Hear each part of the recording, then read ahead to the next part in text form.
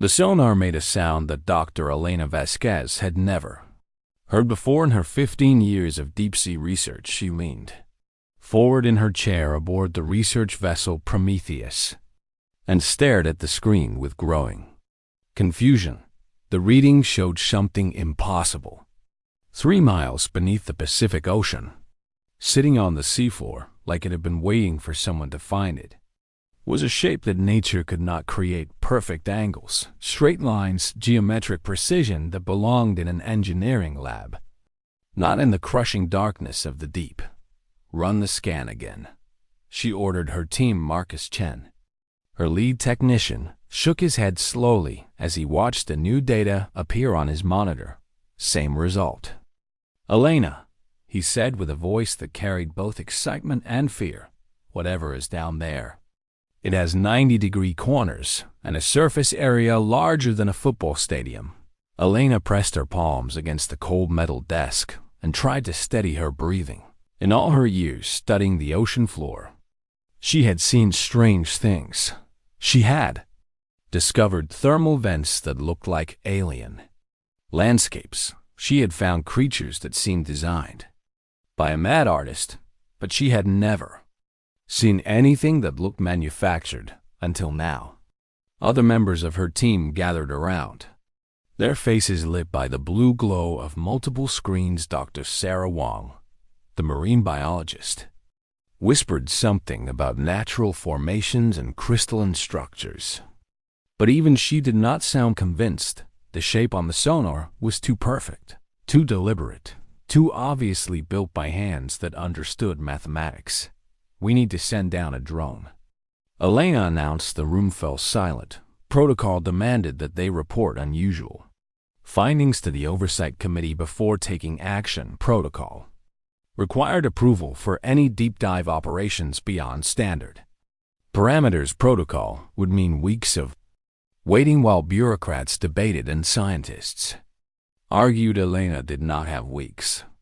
She could feel in her bones that this discovery would not wait. She could sense that something extraordinary had been sleeping beneath the waves, and it was about to wake up. "Prepare the deep dive drone," she said again.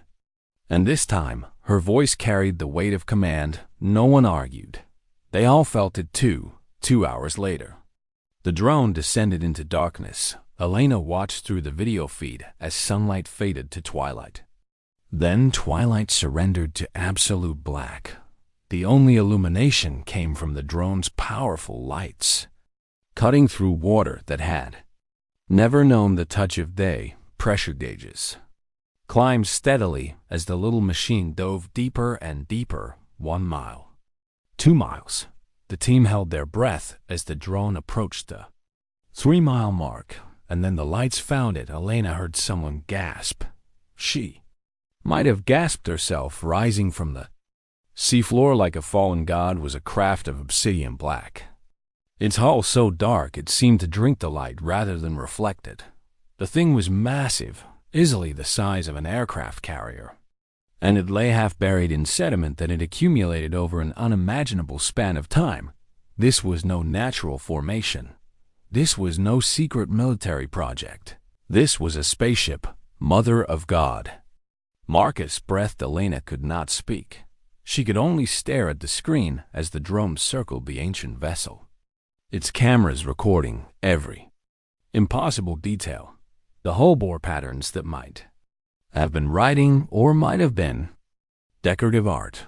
The design spoke of purpose and intelligence and a technology so far beyond human capability that comparing them felt absurd. This thing had been resting in the ocean since before humans learned to stack stones. Carbon dating of the estadios surrounding sediment would later confirm what Elena already suspected in her heart.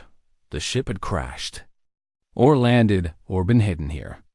Approximately 65 million years ago, it had been waiting in the darkness since the dinosaurs walked the earth. And now, humanity had finally found it. Elena knew what would happen next.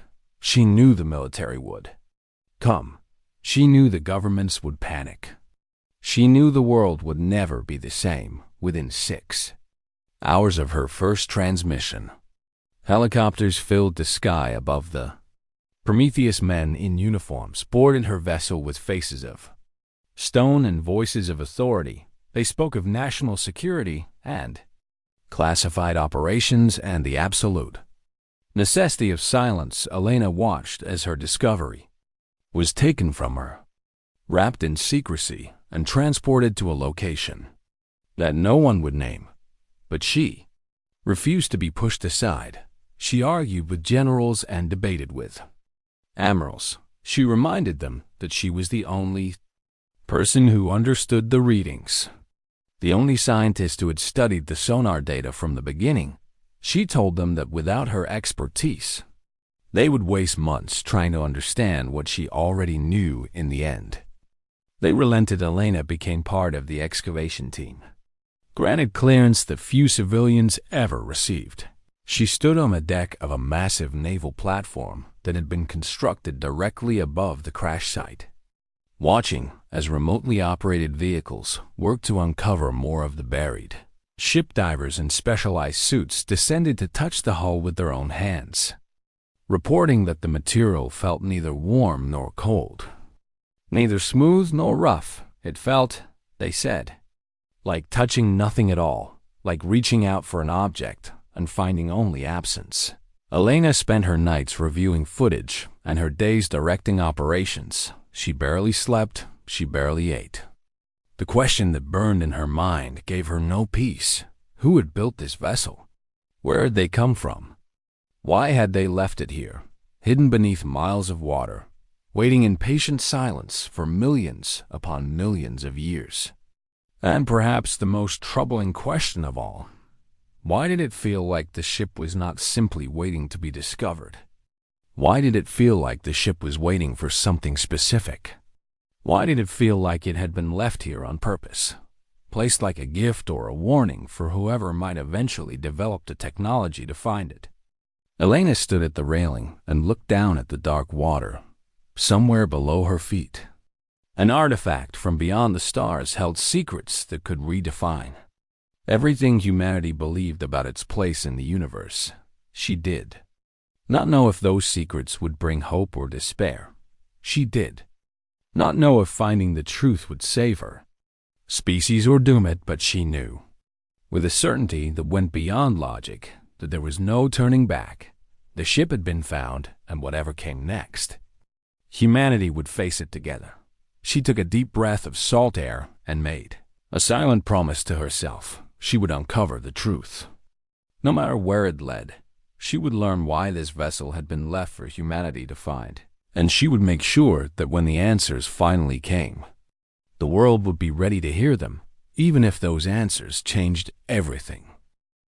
6 weeks of careful work had revealed most of the alien vessel's exterior. The excavation teams worked around the clock, removing sediment and ancient rock from a ship that had been sleeping since before the first human ancestor climbed down from the trees. But, for all their effort, they could not find a way inside. The hull had no visible seams. The surface showed no buttons or handles or any mechanism that might serve as an entrance. Scientists tried everything they could imagine. They applied pressure and heat and cold. They bombarded the ship with radio waves and sonic pulses and laser beams. They spoke to it, sang to it, even played it music from 100 different human cultures.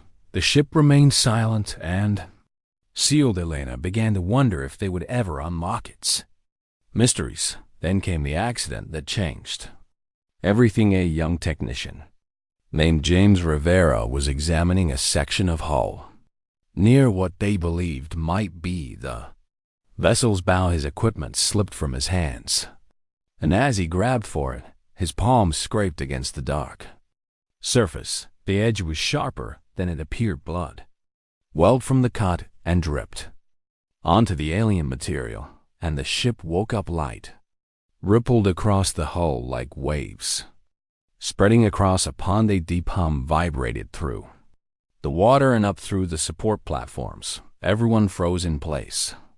too stunned to move or speak. Then a section of the hull simply melted away, revealing an opening that had not existed seconds before. Elena rushed to the side and stared at the doorway with her heart pounding against her ribs. The interior glowed with soft blue light, and air bubbles rose from within, suggesting an atmosphere had been preserved inside. Somehow, after millions of years underwater, the ship had kept itself sealed and dry. It responded to his blood, Marcus said in a voice barely above a whisper. Human blood activated it. The implications made Elena's head spin. Had the builders known that humanity would one day find this vessel? Had they designed it to respond only to humans? Had they left it here specifically for her species to discover? The questions would have to wait. Right now, she had a ship to explore. Elena led the first team inside. They moved slowly through corridors that seemed designed for beings roughly human in size and shape.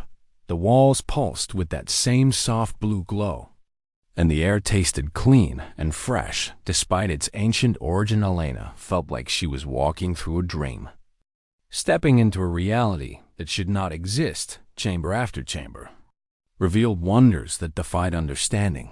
They found materials that felt solid but passed light through like glass. They discovered devices that hovered in midair without any visible support. They encountered screens that displayed information in symbols no human had ever seen. But it was the central chamber that brought Elena to her knees. A crystalline structure filled the room, rising from floor to ceiling like a frozen waterfall of light.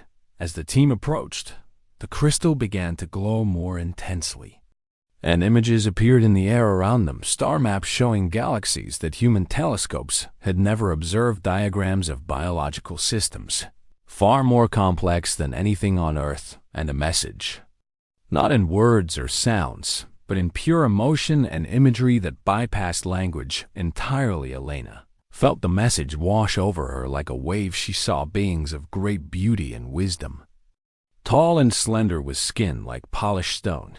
She saw them traveling between stars as easily as humans crossed oceans. She saw them seeding worlds with life, guiding evolution, cultivating intelligence.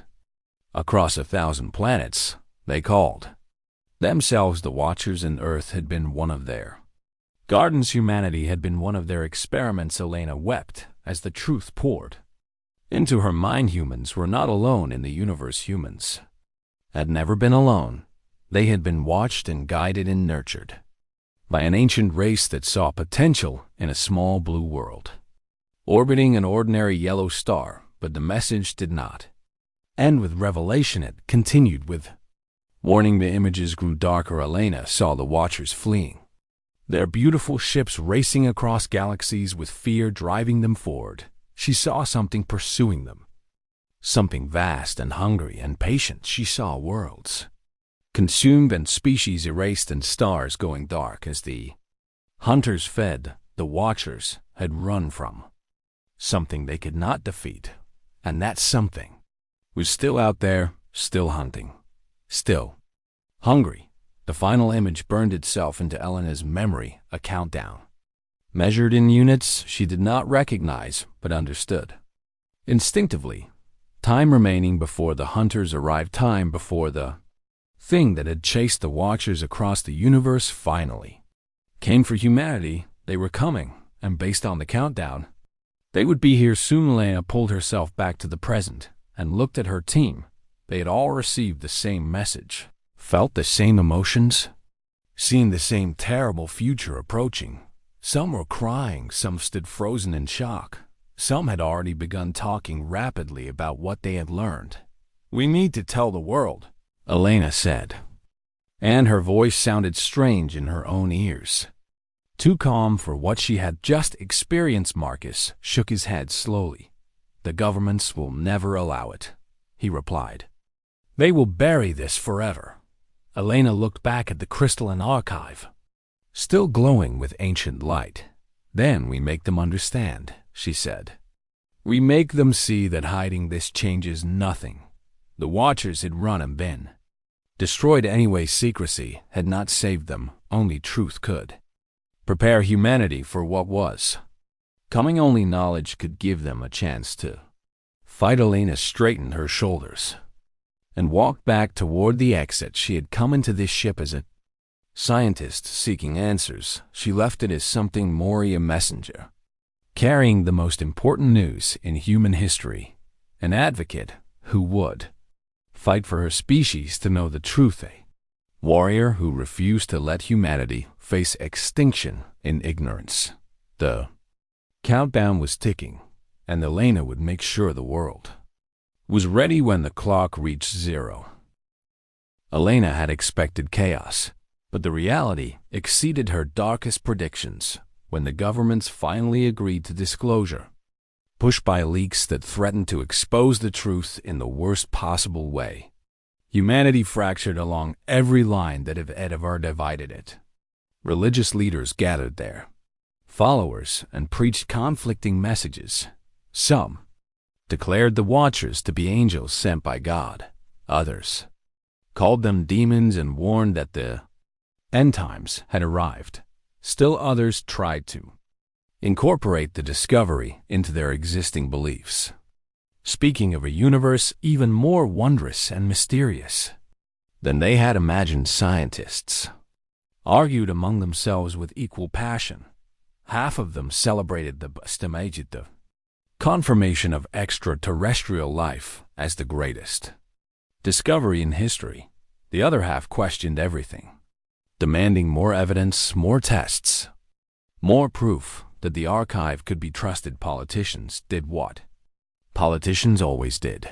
They pointed fingers and made speeches, and tried to turn the revelation into advantage for their parties and nations. Blame flew in every direction. Conspiracy theorists emerged from every corner of the internet, claiming they had known all along. Some said the governments had been hiding alien contact for decades. Others insisted the whole thing was an elaborate hoax designed to control the population. A few declared that the Watchers were actually humans from the future, traveling back in time to warn their ancestors. Elena watched it all from her position at the head of the newly formed International Xenology Coalition. She had been given authority over the study of the archive and the ship, a responsibility that weighed heavier each day. The coalition included scientists from every major nation, working together despite the chaos that surrounded them, and it was in the archive that they made a discovery that changed everything yet again. Marcus called her into the central chamber on a cold morning 3 months after disclosure. His face held an expression she had never seen before, something between wonder and disbelief. "You need to see this," he said simply. Elena followed him to a section of the crystalline structure they had not fully explored. The archive was vast, containing more information than humanity could process in 1,000 years. They had been working through it piece by piece, translating images and emotions into understanding. This new section contained records, not just of the Watchers and their journey across the stars, but of Earth, of humanity, of millions of years of history that no human had ever witnessed. The Watchers had been watching indeed. They had observed every step of human evolution, from the first apes that stood upright to the modern civilizations that now reached for the stars. They had recorded everything, and in those records, Elena found a pattern that made her gasp. Every time the Watchers had intervened to help humanity, something strange happened. When they had secretly guided early humans away from natural disasters, the survivors became complacent. When they had subtly accelerated technological development, the recipients grew dependent on gifts they did not understand. When they had removed obstacles from humanity's path, the humans who benefited stopped growing. They stopped innovating. They stopped fighting. They stagnated. But when disaster struck without intervention, when humanity faced extinction-level challenges completely alone, something remarkable occurred. Humans did not just survive. They transformed. The ice ages that nearly wiped out early humanity had instead forged a species of unprecedented adaptability. The plagues that devastated civilizations had driven advances in medicine and science. The wars that killed millions had also inspired technologies that changed the world. Every time humanity should have died, they instead found a way to become stronger.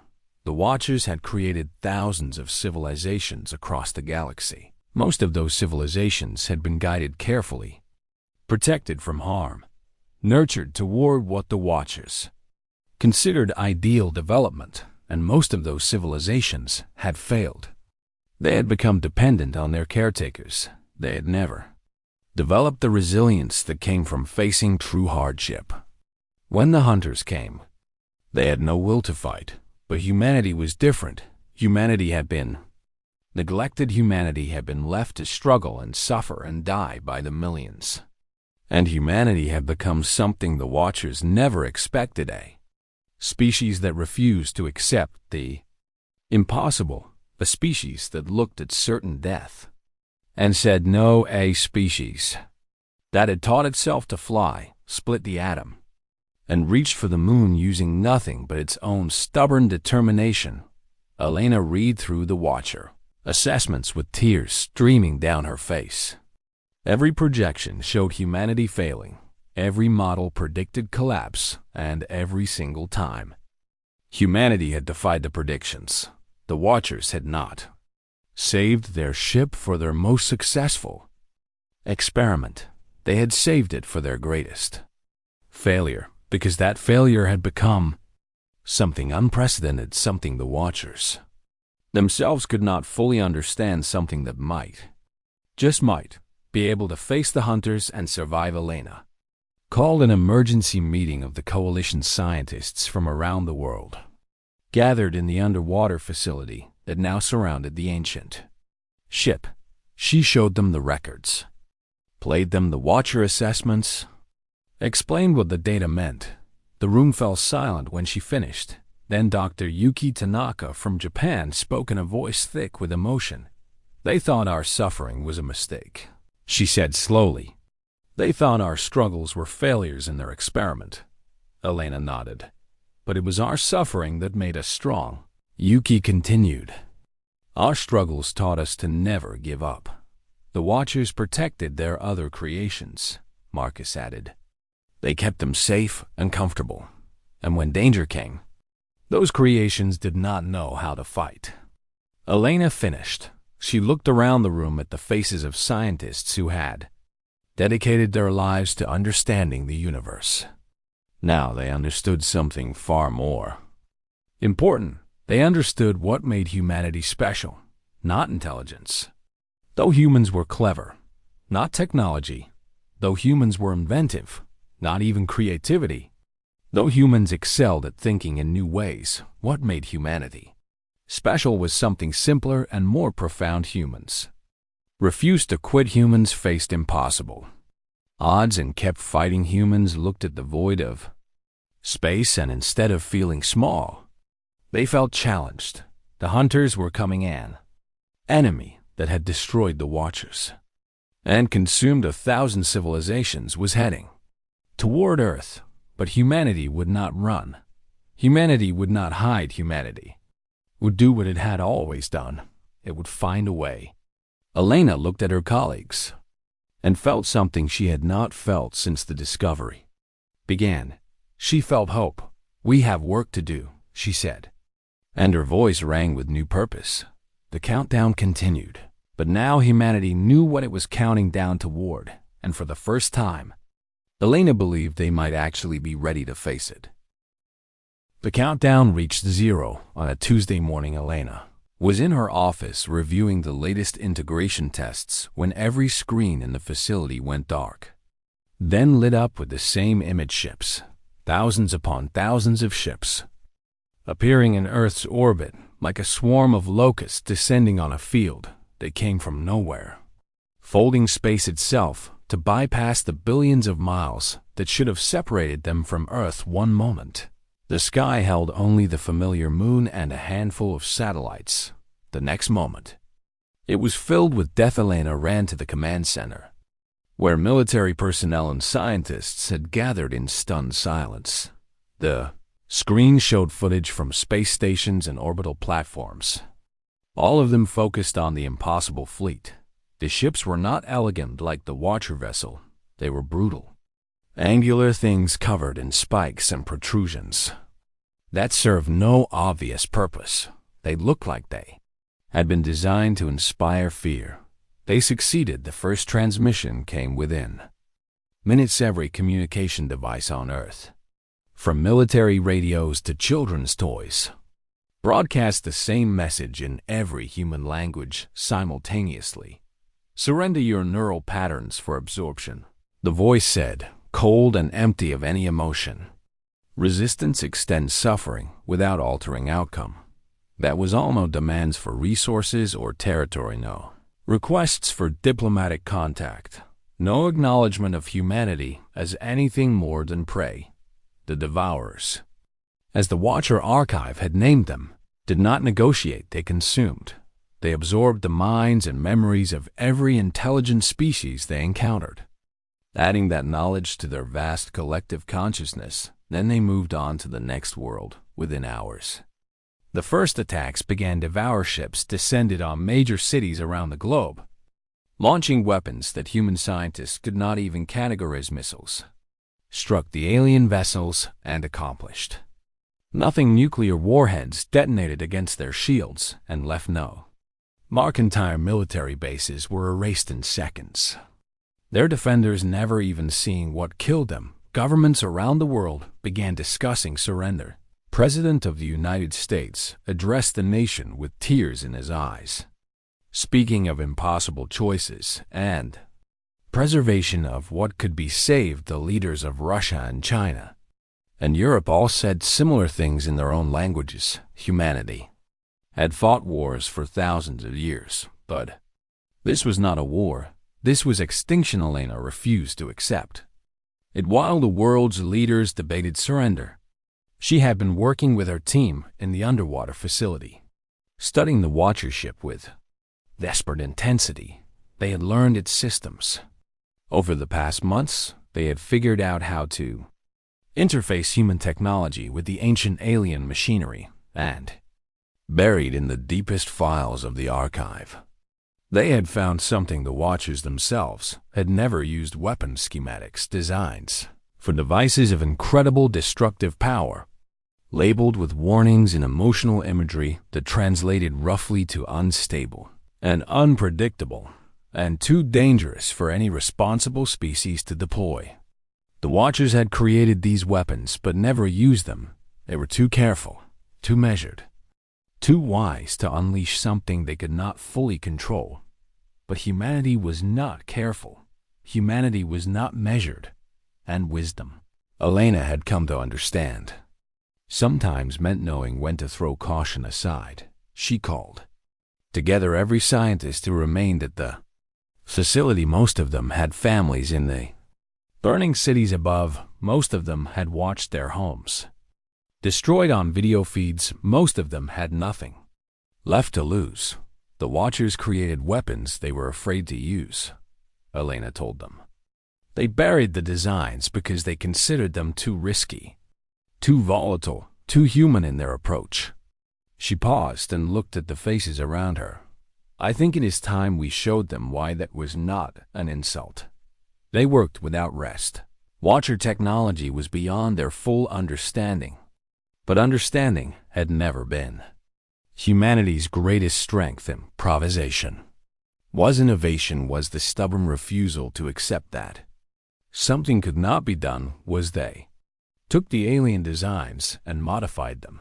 They added human nuclear physics to Watcher energy systems. They combined elegant alien engineering with brutal human firepower. They created something new, something that should not have worked, something that violated every principle the Watchers had taught themselves to follow. And when they were finished, they had a weapon, not a weapon that could destroy the Devourer fleet from a distance, not a weapon that could be deployed safely from Earth's surface, but a weapon that could break the Devourer collective consciousness itself. There was only one problem: someone had to carry it into the heart of the Devourer command ship. Someone had to fight through an army of consumed minds to reach the central processing hub. Someone had to give their life to save their species. Elena looked around the room and saw what she expected. Every single person there was volunteering. Scientists who had never held weapons in their lives were stepping forward. Engineers who had spent their careers behind desks were ready to charge into battle. Researchers who had devoted themselves to understanding the universe were prepared to die defending it. She felt tears on her cheeks, but did not wipe them away. The Devourers have consumed 1,000 species, she said quietly. They have never failed. She lifted the device they had created, a sphere of black metal and blue light that hummed with impossible power. They have never faced humanity. Above them, the sky burned with alien fire. Around the world, cities fell and millions died. Governments prepared to surrender the future of every human being to an enemy that did not care if they suffered. But in a facility beneath the ocean, a team of ordinary people prepared to do something extraordinary. They were going to fight, not because they thought they could win, but because fighting was what humans did. And sometimes, Elena thought, that was enough. Sometimes the universe needed to be reminded that some species did not know how to quit. Sometimes the monsters needed to learn that not everything could be consumed. The shuttle launched from the facility, carrying Elena and her team toward the Devourer command ship. They had no expectation of survival. They had no guarantee of success. They had only the weapon in Elena's hands and the fire in their hearts, and humanity, as always, rose to meet the impossible. The shuttle punched through the Devourer's shields like a needle through cloth. Elena did not understand how their hastily modified craft accomplished what nuclear weapons could not. But she suspected the Watcher technology had something to do with it. Perhaps the ship recognized them as the species it had been waiting for. Perhaps it wanted them to succeed. Perhaps even ancient Malian machinery could appreciate audacity. Inside the Devourer command vessel, everything was darkness and meat. The walls pulsed with organic tissue, stretching and contracting like the inside of some vast creature. The corridors twisted in ways that defied geometry. Designed for minds that did not think in human terms, Elena's team advanced through the nightmarish interior with weapons raised. They had brought guns loaded with ammunition that combined human ballistics with Watcher energy technology. Each shot burned through the dark. Guardians that rose to stop them. Creatures that might once have been individuals before they were absorbed into the collective. Behind her, Elena heard her colleagues fighting and dying. She heard screams and the thunder of gunfire and the wet sound of bodies falling. She did not look back. She could not afford to. The device in her arms was humanity's only chance. And she had to reach the central hub. The collective was already trying to absorb her. She could feel it pressing against her mind. Tendrils of alien consciousness attempting to break through her mental defenses. Images flashed through her thoughts that were not her own memories of consumed species. Their final moments of terror and surrender. Thousands of civilizations, all ending the same way, all giving up, all accepting the resistance was futile. Elena pushed back with pure human stubbornness. She thought of her parents and her childhood home. She thought of the first time she saw the ocean and knew she would spend her life exploring it. She thought of every struggle and failure and small victory that had made her who she was. The Devourers recoiled from her memories in something that might have been confusion. Her mind was not like the others they had consumed. It was chaotic and contradictory, holding love and anger and hope and despair all at once. It refused to be categorized. It refused to be contained. It refused to stop fighting. Elena burst through a membrane of dark tissue and found herself in the central hub. The chamber was vast beyond human comprehension, filled with pulsing light and the combined consciousness of 1,000,000 absorbed minds. At its heart sat the core of the Devourer Collective, a massive crystallized thought that processed every stolen memory and devoured identity around her. The surviving members of her team took positions and prepared for the end. Marcus was there. Bleeding from a dozen wounds but still standing, Dr. Tanaka had made it through. Her face set in grim determination. A handful of others formed a protective circle around Elena as she approached the core. "Now," she said simply. She activated the device. What happened next was not an explosion. It was something far stranger. The weapon they had created did not destroy the Devourer Collective with force. It infected it with humanity. Elena felt her own consciousness expanding, spreading through the neural network like a virus. Her memories and emotions and experiences poured into the collective, and the collective tried to absorb them as it had absorbed so many others. But humanity was not like the others. The few devourers tried to process human love and found something that did not compute. They tried to categorize human hope and found it irrational, impossible, existing without logical foundation. They tried to understand human resilience and encountered minds that had been broken 1,000 times and rebuilt themselves each morning. Most devastating of all, they tried to absorb human stubbornness, and human stubbornness pushed back throughout the collective. Absorbed minds began to wake up. Species that had surrendered millions of years ago suddenly remembered what it meant to resist. Consciousness that had been folded into the collective started to separate. Inspired by the human refusal to be consumed, the devourers had spent eons eating thoughts and memories, growing fat on the mental energy of entire civilizations. Now that meal was disagreeing with them. Elena watched through eyes that were somehow everywhere as the collective began to fracture. For the first time in their million-year existence, the devourers experienced something they had only observed in their prey: fear, doubt, individuality. The hive mind that had consumed 1,000 worlds was learning what it meant to be alone. The command ship shuddered around Elena as the collective screamed in voices that had been silent for millennia. Throughout the fleet in orbit around Earth, other ships began to break formation. Some turned on each other as fragmenting commanders gave contradictory orders. Others simply went dark, their crews suddenly finding themselves alone in their own heads for the first time in their existence. And then they ran. The Devourer fleet folded space and vanished, fleeing from Earth with a speed that spoke of pure terror. As they fled, they broadcast a message that every species they had ever consumed could hear: "This world is poison." The fractured collective screamed into the void. These creatures are broken in ways that make them dangerous. They do not surrender. They do not stop. They are infection and madness and death to everything we have built. Avoid them. Fear them. They are humanity. Elena collapsed to the floor of the command hub as the device finished its work. The Devourers had abandoned their command ship in their panicked flight, leaving it drifting in Earth's orbit around her. Her surviving teammates helped each other stand. They had won, somehow, impossibly, they had won weeks later. Elena returned to the Watcher Archive for one final visit. Earth was rebuilding, humanity was reaching for the stars with new technology born from the marriage of human innovation and alien knowledge.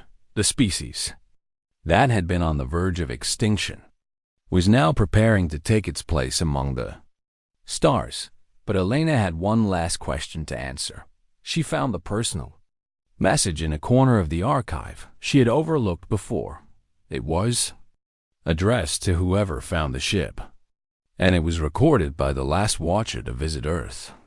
65 million years ago, we have watched 10,000 worlds, the message said in imagery and emotion.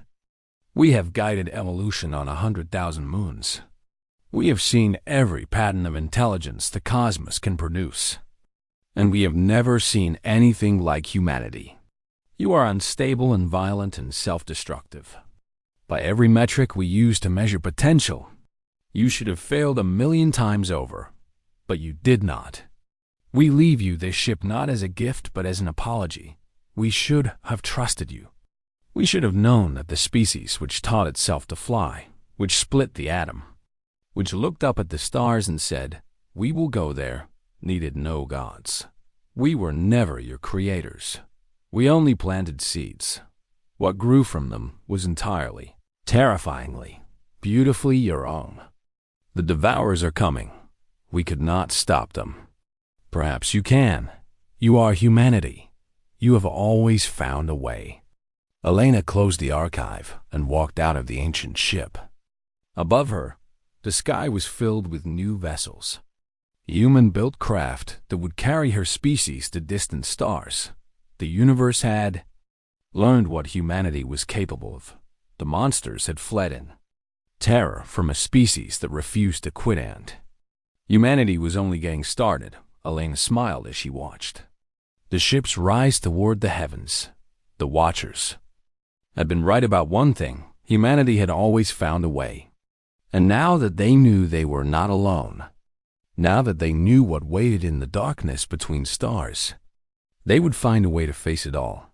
Not because they were the strongest, not because they were the wisest, but because they were human, and humans never, ever gave up.